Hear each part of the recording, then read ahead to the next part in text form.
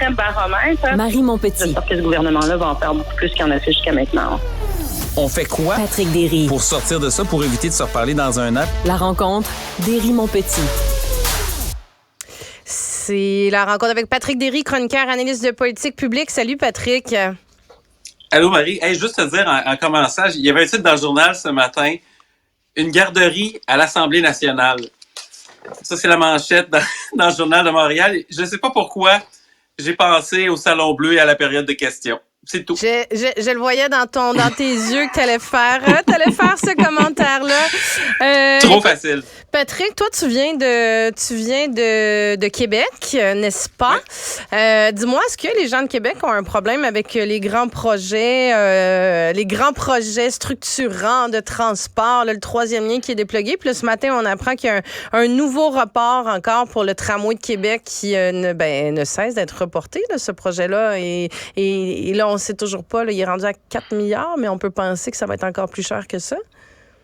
Le maire Marchand a dit que ça allait être plus cher que ça. Ça, c'était une évaluation avant tous les facteurs que l'on connaît, d'inflation, de pénurie de main-d'œuvre, de coûts additionnels, problèmes pour les matériaux, chaîne d'approvisionnement. Donc, on ne sait pas combien ça va coûter, mais tu sais, les autres grands projets, il y a des hausses de l'ordre de 30 à 50 %. Ça pourrait regarder à ça. Pour répondre à ton autre question, écoute, moi, j'ai grandi en banlieue de Québec, à Charlebourg, là, une ville qui a disparu aujourd'hui, qui a été englobée. Là, c'est la banlieue nord, une partie de la banlieue nord de Québec.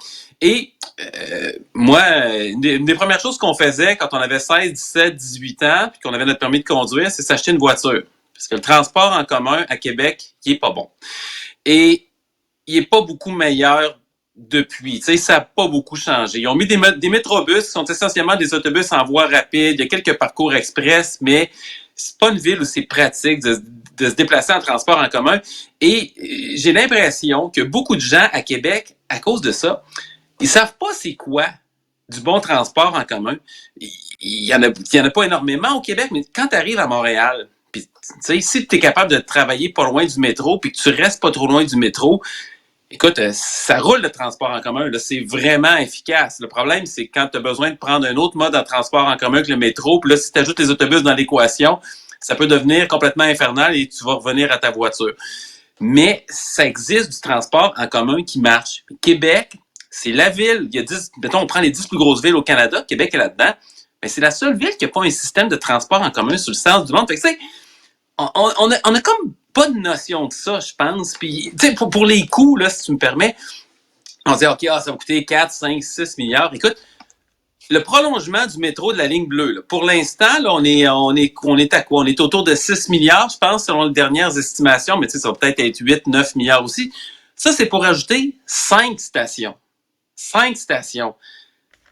Le métro de Montréal, quelque chose comme 68 stations, je pense, en tout cas autour de 70. Si on construisait aujourd'hui le métro, ça coûterait combien? 80? 100? 130? 150 milliards? Tu sais, il faut pas oublier l'île Sainte-Hélène, tout le kit. Ça coûterait une fortune. Le problème qu'on a aujourd'hui, c'est que Québec, on n'a rien fait depuis toujours. Et là, ben, si on va faire de quoi? C'est sûr que ça va coûter cher. C'est sûr, la facture risque d'être très, très, très salée.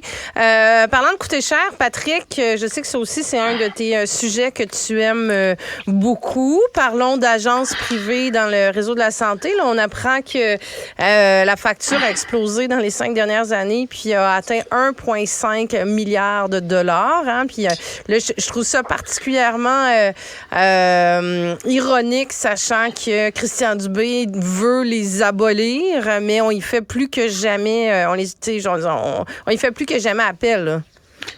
Mais on n'a pas le choix. Parce que ça prend. Là, c'est devenu, je pense, jusqu'à un certain degré, une espèce de cercle vicieux. C'est-à-dire que plus d'infirmières délaissent le système public parce que, entre autres, notamment les horaires en début de carrière puis les horaires tout court, en tout cas, les conditions de travail sont vraiment difficiles, ça rajoute une charge sur les autres. Qu'est-ce qu'on fait à ce moment-là? Ben, soit qu'on sort du système tout court ou on sort pour essayer de revenir d'une autre façon par les agences. Fait que donc, on avait 300 millions de dépenses en agence de santé pour suppléer du personnel. Il y a 5 ans, on est rendu à 1,5 milliard aujourd'hui. C'est x5 de une hausse là, qui est vraiment très, très, très élevée. On ne pourra jamais tomber à zéro. ça prend une certaine souplesse. C'est déjà l'organisation du travail dans le secteur public, c'est pas nécessairement super souple. Puis une infirmière, c'est pas comme quelqu'un t'appelle pour remplacer au dépanneur. Là. C'est quelqu'un qui ça prend des qualifications. Donc, c'est correct qu'il y ait des fournisseurs. Là, on a perdu le contrôle. Par contre, moi, je te dirais qu'on a tendance souvent à prendre le problème à l'envers. On regarde les agences, on voit le recours aux agences comme un problème, mais les agences, là, ils n'emploient pas des vampires, puis des loups-garous, puis des monstres, là. Ils emploient des infirmières qui veulent travailler dans le système de santé, mais qui n'en peuvent plus. Pourquoi? Entre autres parce que le gouvernement comme employeur est pas formidable, mais aussi à cause de la rigidité des conditions. C'est ça, et là, il y a la partie, tu sais, on se rappelle, M. Legault, M. Dubé, on dit que ça va prendre un petit peu de souplesse de la part des centrales syndicales pour les horaires et ainsi de suite, puis on va avancer assez prudemment là-dessus, mais tu sais, ils ont été assez insistants. Pourquoi? Parce qu'en début de carrière, t'en as pas d'horaire. Tu travailles à peu près n'importe quand. Éventuellement, tu as un poste permanent, puis tu vas peut-être travailler, mettons, de nuit, surtout. Et éventuellement, au bout d'un certain temps, au bout de plusieurs années, là, tu vas avoir un poste qui va ressembler un peu plus à du 9 à 5 dans la mesure de ce que le système de santé peut offrir, là, avec un peu de fin de semaine. Tu sais, c'est un portrait très, très grossier, là, mais moi, les infirmières dans mon entourage, celles à qui j'ai parlé, ça ressemble à peu près à ça. Et là, le problème qu'on a, c'est que, c'est sûr qu'en début de carrière, c'est pire. Tu rajoutes le temps supplémentaire dans l'équation, la conciliation travail-famille, ça marche pas. Et ça, faut absolument casser ça. Il va falloir répartir ce fardeau-là également entre toutes les infirmières, comme ça se fait dans d'autres systèmes de santé. Un système de santé, c'est 24/7. Il faut que ça fonctionne 24/7. Il faut que tu aies des quarts 24/7. Ça ne veut pas dire qu'il ne peut pas avoir d'aménagement. Si tu mets sur des quarts de 12 heures, par exemple, comme ça, si tu travailles de nuit, tu travailles 3 nuits. Tu as quand même le temps de te reposer, de récupérer. Ça donne du lousse au remplacement. Il y a même des gens qui adoptent ça à ce moment-là, parce qu'évidemment, il y a des avantages. Mais là, c'est ça la difficulté qu'on a. Et si on fait rien de ce côté-là, et si du côté syndical, on n'est pas plus réceptif, ça va devenir pire. En tout cas, ça risque fort de devenir pire pour les autres parce que il y en a qui vont encore décider d'aller vers les agences privées ou même de quitter tout court. Et ça, c'est un autre danger parce qu'on en parlait il y a quelques jours. Il y a des règles, le ministère veut interdire le recours aux agences. Et là, maintenant, si tu quittes le système public, tu peux plus travailler dans la même région où tu travaillais. Il faut que tu ailles travailler ailleurs. Fait qu'on met des espèces de barrières pour rendre ça plus compliqué pour les infirmières d'aller du public vers le privé. Plutôt, en tout cas, du public vers le privé, puis de retour du privé vers le public, si on veut, par les agences. Mais si on complique la course à obstacles, on va peut-être manquer d'infirmières tout court, encore plus que présentement. Fait que, tu sais, c'est le nœud dans ce cas-ci, c'est vraiment l'organisation du travail, prendre ce qui fonctionne ailleurs, notamment dans le réseau anglophone chez nous, hein? C'est pas très loin, mais aussi dans d'autres pays, par exemple, puis de sortir de cette espèce de mythe-là que en fin de carrière, tu travailles essentiellement de jour. Évidemment, il y a du temps supplémentaire. Je ne suis pas en train de minimiser le fardeau que ça peut représenter, là, mais il faut répartir le fardeau. Oui, mais comment on s'en sort? Tu sais, je veux dire, comme je t'ai dit, Christian Dubé lui dit il va les abolir. C'est-tu réaliste d'abolir ça? Je veux dire, comme tu dis, on ne peut pas s'en passer. Mais non. est-ce qu'on peut pas s'en passer? Mais c'est qui est dans ces agences-là? Ça reste que c'est des infirmières. Si tu les abolis, est-ce que ça les ramène vers le secteur public? Tu sais, si tu retravailles tes conditions de travail, si tu retravailles tes horaires, est-ce que c'est des vases communicants, là, en quelque part? Oui, mais c'est ça. Mais sauf que les abolir, ça pourrait être une erreur parce qu'il y en a qui pourraient décider de faire autre chose. Puis ça s'est vu. On le sait qu'il y a des infirmières qui ont quitté la profession. Ça se fait. Il y a une pénurie de main-d'œuvre au Québec. Tu peux te recycler dans d'autres choses. Il y en a qui l'ont fait. Puis tu peux travailler aussi dans le privé-privé, là, tu sais, ce qui est une autre histoire. Mais moi, je pense que faut pas que tu interdises. Il faut que tu rendes moins attrayant ou en fait plus attrayant le public. Règle la question des conditions de travail. Règle, tu sais, si tu as des milieux de travail attrayants, tu as des horaires attrayants, tu as réussi à, en tout cas, faire cette chose difficile qu'on doit faire pour restructurer les horaires puis répartir le fardeau entre les jeunes puis celles qui ont plus d'ancienneté, les gens vont venir dans le secteur public. T'sais, les gens recherchent des bons employeurs. Et si on met une concurrence entre les établissements, qu'on donne la latitude, qu'on permet d'innover, qu'on fait toutes ces choses-là, ça va se faire tout seul. Il y a personne qui tient... Il y a des gens qui vont toujours vouloir une espèce d'horaire de nomade, se promener au Québec, puis visiter, ça, c'est correct. Mais il y a des gens qui vont être vraiment contents d'avoir un horaire stable, prévisible, à l'endroit où ils veulent travailler, être au sein d'une équipe, bâtir quelque chose là-bas, rester là, avoir des promotions éventuellement, tout ça. Il faut juste penser à l'envers.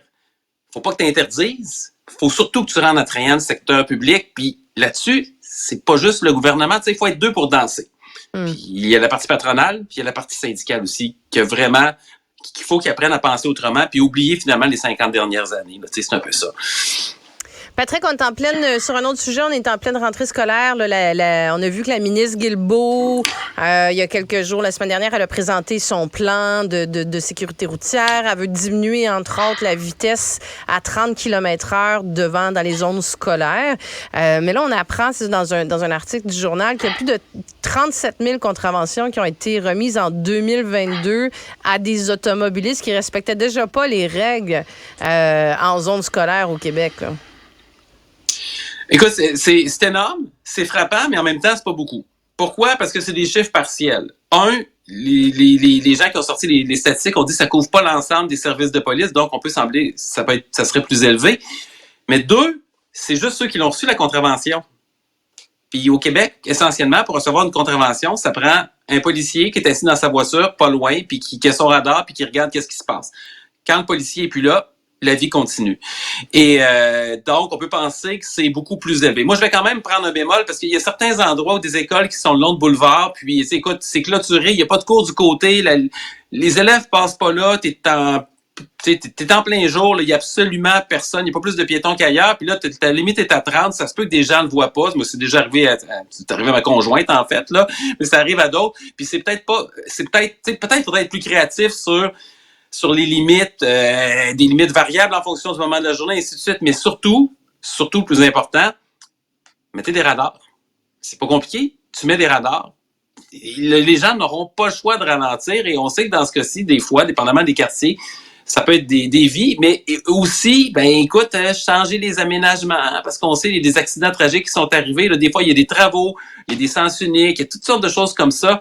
Tu sais, dans le fond, là, faut que ça revient un peu au début de notre conversation. Faut que ça soit intéressant de faire autre chose que de prendre l'auto et non pas d'enfermer les gens dans une forêt de cônes oranges où l'être humain moyen devient souvent pas mal moins intelligent, impulsif. Ça nous rend fou, tu sais, le trafic, l'attente, la perte de temps, on court après nos horaires. Fait que c'est vers ça qu'il faut aller. Mais crème, mettez les maudits rabats. Tu sais, le Québec, c'est pas compliqué, le Québec est 15 ans en retard là-dessus. On n'a absolument aucune excuse. Ouais, mais il y a des réflexions qui doivent se faire aussi au niveau de l'aménagement. Tu sais, quand tu dis que c'est pas toujours délibéré, là, moi, je pense à certains secteurs qui sont, tu sais, autour de chez moi, il y a plusieurs écoles qui sont sur des grandes artères, là, des grands boulevards. Là. Je pense à une là, écoute, je suis passée 1000 fois devant sur le boulevard Christophe-Colomb entre chez moi et mon ancien bureau de député dans Annecy, tu sais. Puis c'est une grosse artère, le Christophe-Colomb, entre Rosemont, si tu veux, puis la métropolitaine. Puis à un moment donné, boum, ça devient comment je pourrais dire ça? Ça devient une zone scolaire, mais l'école, tu la vois pas. Il y a pas d'aménagement qui est fait, tu sais, pour te faire comprendre comme automobiliste que tu arrives dans une zone comme telle. Tu as 2 pancartes. C'est une super trappe à tickets. Là. J'ai vu 1000 fois des gens se faire arrêter là. Je veux dire, moi, je le sais. Donc, tu sais, j'en étais consciente. Mais ce que je veux dire, c'est que il y a rien qui te dit comme automobiliste que, tu sais, à part la pancarte, là. Mais ça reste que c'est un boulevard de grande importance. Puis tu as beaucoup d'écoles comme ça qui sont sur des grands boulevards. Je pense à des écoles sur Saint-Joseph aussi, qui fait qu'à un moment donné, faudrait réfléchir aussi sur l'aménagement pour amener naturellement, si tu veux, l'automobiliste aussi à percevoir qu'il tombe dans une zone scolaire. Ça m'apparaîtrait beaucoup plus efficace. Tu sais, le ticket, le radar, OK, c'est une chose, tu vas faire des contraventions dans ces secteurs-là, mais je pense pas que tu augmentes davantage la sécurité. Même chose de le faire passer dans ce secteur-là de 50 à 30. Les gens qui se faisaient pogner à 50 vont se faire pogner à 30 parce que c'est pas délibéré, c'est vraiment parce que l'aménagement urbain amène pas à ralentir dans ce secteur-là. Non, mais je suis entièrement d'accord avec toi. Il y a beaucoup de signalements de vertu là-dedans. Il y a des endroits où, effectivement, la limite n'a pas vraiment d'importance, mais il y a d'autres endroits, par exemple, c'est à l'extérieur de Montréal aussi, où c'est des routes qui sont vraiment passantes. Et là, tu sais, tu parles d'aménagement, faire des passerelles. c'est nono, mais à un moment donné, des fois, les élèves doivent traverser des zones à 70. Tu sais, ça n'a aucun sens de faire ça, mais on a un problème avec ça. On a un problème à installer des dos down. Tu sais, c'est quelque chose qui est efficace. Tu as des exemples, plus en Europe, des peintures qui rétrécissent la route. Ça fait une espèce d'illusion d'optique, là. Ton cerveau, quand tu vois ça, là, tu te sens obligé de ralentir. Et tout ce genre de choses-là, c'est sûr que ça. Écoute, moi je trouve qu'on part de très très loin, mais il faudrait se passer au signalement de vertu. Moi, je pense quand même que les radars doivent faire partie du mix, mais dans une perspective plus large, c'est-à-dire que notre bilan routier, il est pas super bon au Québec, puis il est possiblement en train de se dégrader. Écoute, on va régler ça toi et moi, hein? Voilà, exactement. Amenez-nous des problèmes, on va trouver des solutions. Patrick Derry, chroniqueur, analyste de politique publique, merci beaucoup. Bonne journée. Restez